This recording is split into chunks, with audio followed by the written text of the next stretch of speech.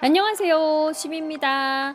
오늘은 신비튜브 지난 대형 크루즈 여행 영상을 보시고 많은 분들이 질문을 해주셔서 대답을 해드리다가 영상으로 만들어 보면 어떨까 해서 정리를 한번 해봤어요. 제 개인적인 경험과 느낌을 바탕으로 장단점을 한번 얘기해 볼까 합니다. 가성비가 좋다. 물가가 기본적으로 비싼 나라에서 크루즈를 타시면요. 교통비, 식비, 숙소, 엔터테인먼트, 그리고 기항지 방문이 기본적으로 포함이 되어 있기 때문에 각각 지불하고 신경 쓸 부분이 한 큐에 해결되지 뭐예요. 너무 편하고 좋았어요. 지인분 중에 한 분은 크루즈 한번 타니까 따로 여행하는데 가성비가 안 나와서 돈 쓰기가 그렇다 해서 크루즈만 여러 번을 타시더라고요. 그 정도로 비용 면에서 만족도 면에서 아주 훌륭합니다. 다양한 활동과 시설, 연령에 맞춘 프로그램들. 크루즈를 부킹한 이후에 제가 실시간으로 페이스북 그룹에 자주 들어가 봤었는데요. 질문 중에 일주일 이상 가는 크루즈 경우에 혹시 지루하지 않겠냐 하는 게 있었어요. 저도 궁금하더라고요. 그런데 실제로 가보니 지루할 틈이 없었고요. 오히려 프로그램 참여하느라 상당히 바빴습니다. 매일 저녁에 그 다음날 프로그램이 적힌 신문이 각 방으로 배달이 되거든요. 그걸 보면 새벽 6시 반부터 밤 11시 반까지 3개에서 5개 정도의 프로그램이 동시에 돌아갑니다. 그리고 중극장, 대극장 규모의 쇼도 매일 2번 이상씩 있어요. 모두가 참여할 수 있는 큰 파티도 3번이 있었고요. 본인의 취향, 나이대, 관심사에 맞는 걸 미리 골라놨다가 참여하시면 돼요. 그리고 기본적으로 수영장, 워터슬라이드, 헬스장, 가벼운 스포츠 기구들, 바와 카지노, 에스테틱, 오락실이 있어서 그런 곳에서 시간을 보낼 수도 있어요. 질문 중에 저는 아이 성향인데 같이 섞여서 놀 수 있을까요? 하는 질문이 있었는데요. 다들 모르는 사람들이 와서 노는 거라서 눈치가 보이지도 않고 또 특별히 주목받을 일도 없고요. 진행자들이 진행해 주는 데 따라서 참여하는 마음으로 껴서 놀아서 마음이 오히려 더 편하더라고요. 가족 프로그램. 특히 가족여행의 경우 아이들을 또래별로 모아서 진행하는 프로그램이 매일 있어서 10대는 10대끼리, 어린이들은 어린이들끼리 시간을 보내고 어른들은 어른들끼리의 시간을 보내는 것이 가능합니다. 여행 가서 왜 가족들끼리만 주장창 있으면 가끔 너무 피곤해지고 싸움 나잖아요. 그런데 애들도 또래 친구들이랑 놀 수 있어서 너무 즐거워하고요. 어른들도 애들을 계속 따라다니면서 맞춰주면서 여행할 수밖에 없는 자유여행보다 저는 훨씬 자유롭게 느껴지더라고요. 특히 어린이 전용 공간에서는 밤 9시 반까지 애들을 맡아주고요. 졸린 애들이 있으면 부모가 픽업 올 때까지 바닥에 이불을 깔아서 자도 되게 하더라고요. 다양하고 신선한 음식. 다양한 문화의 음식을 여러 가지 맛볼 수가 있어서 너무 좋았는데요. 제가 탄 크루즈의 경우 인도, 아시안, 멕시칸, 이탈리안, 피쉬앤칩스, 로스트 밀처럼 가장 인지도가 높은 음식들이 매일 새로운 메뉴로 나왔어요. 쉽게 액세스가 가능한 뷔페 스타일도 있었고요. 스마트 캐주얼 이상의 그런 옷차림으로 입장할 수 있는 고급 레스토랑도 다 포함이 되어 있어서 훌륭한 서비스와 함께 원하는 메뉴를 골라 먹을 수가 있었습니다. 5성급 서비스. 일단 승객들이 대접받는다는 기분을 느낄 수 있게끔 직원 교육이 잘 되어 있는 것 같아요. 마주치는 직원들이 기본적으로 친절합니다. 레스토랑에 가면 한 팀을 한 명의 웨이터가 전담해서 서빙을 해줘요. 고급 레스토랑에서 느껴볼 수 있는 서비스죠. 그리고 하우스키핑이 너무 인상적이었는데 거의 5성급 서비스라고 느껴질 정도로 하루에 2번 이상의 청소 서비스를 해줍니다. 저는 좀 미안할 정도로 어디 나갔다만 오면은 방이 깨끗하게 되어 있더라고요. 안 해도 된다고 이렇게 사인이 있어서 그거를 이렇게 꽂아놨는데도 정해진 룰이 있는 것 같아요. 그런데 또 따로 팁을 드릴 필요가 없습니다. 다 포함이 되어 있으니까요. 그리고 배 안에서는 모든 게 크루즈 카드로 결제가 되기 때문에 현금을 몸에 지니고 다닐 필요가 없거든요. 그래서 저는 여행 마지막 날에 편지와 함께 이렇게 팁을 두고 나왔어요. 그간 저도 저지만 제 아이를 볼 때마다 항상 웃으면서 인사하고 안부 물어보시고 이렇게 하이파이브 해주시던 게 너무 감사하더라고요. 크루즈의 단점, 배라는 공간의 특수성. 아무리 배가 커도 물 위에서 파도를 가르면서 계속 이동을 하기 때문에 울렁거림이 느껴지더라고요. 또한 날씨에 따라 심하면 되게 심할 수가 있어요. 그래서 멀미를 할 가능성이 있다는 점. 아무리 좋은 게 많아도 내 몸이 힘들고 멀미를 하면 말짱 꽝이잖아요. 멀미약이 필수인 것 같아요. 배에서도 물론 판매를 합니다. 저도 큰 배니까 괜찮겠지 하고 자신있게 탔다가 울렁거리는 어떤 특정 구간이 있었어요. 거기서 멀미가 확 올라오더라고요.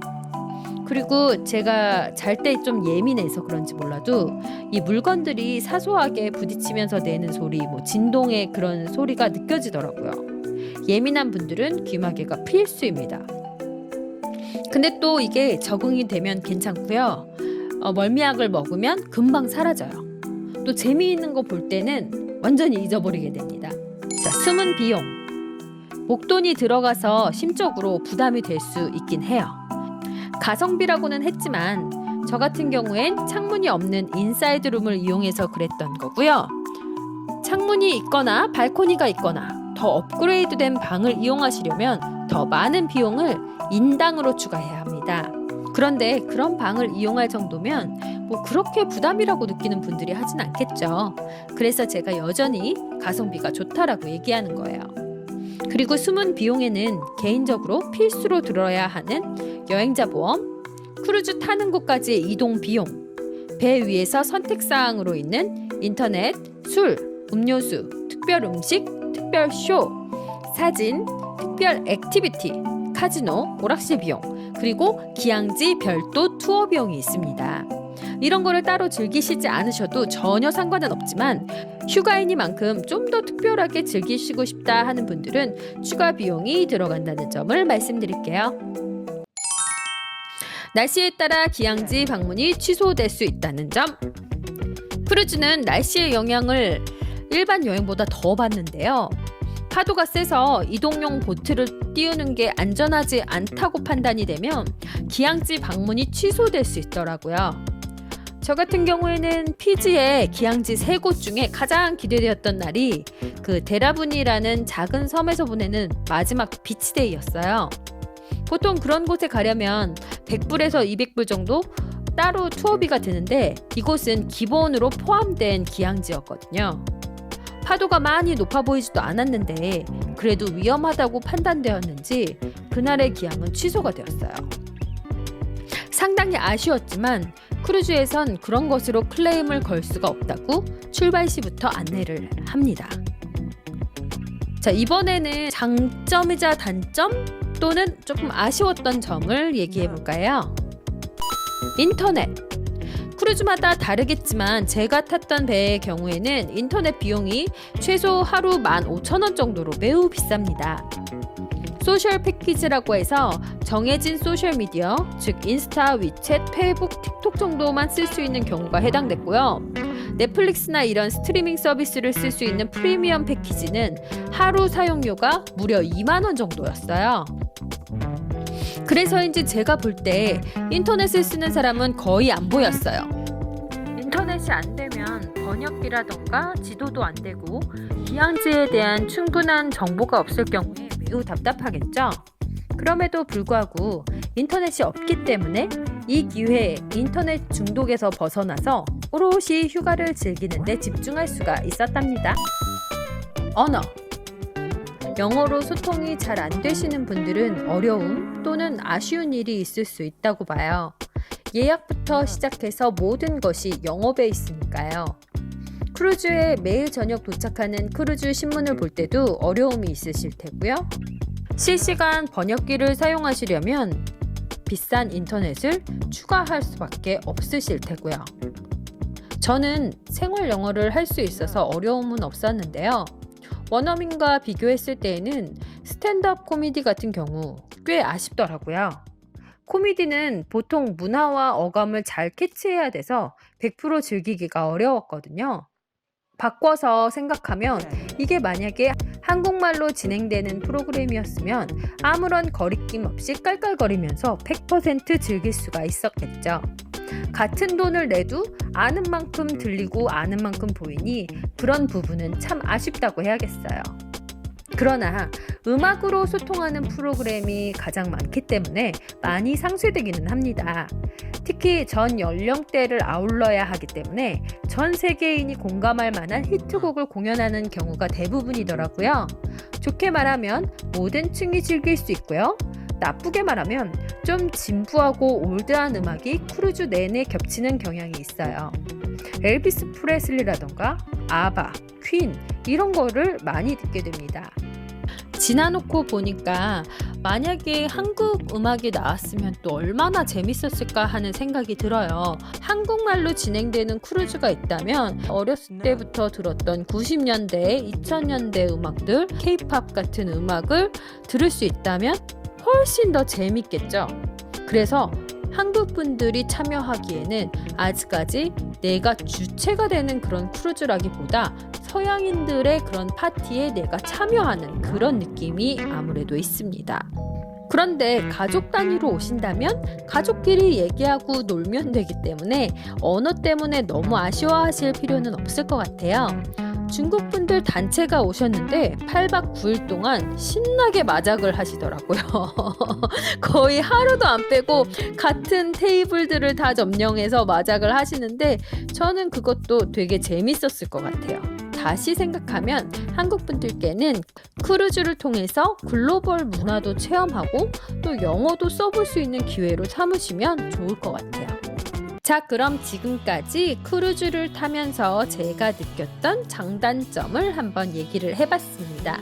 저는 결론적으로 말하자면 살면서 대형 크루즈를 타보는 거는 아주 좋은 경험이라고 생각을 하고요. 특히 가족 단위로 한번 꼭 경험을 해보셨으면 좋겠어요. 제가 찾아본 크루즈는 짧게는 3박 4일 정도 기간, 길게는 뭐 한 달짜리도 있습니다.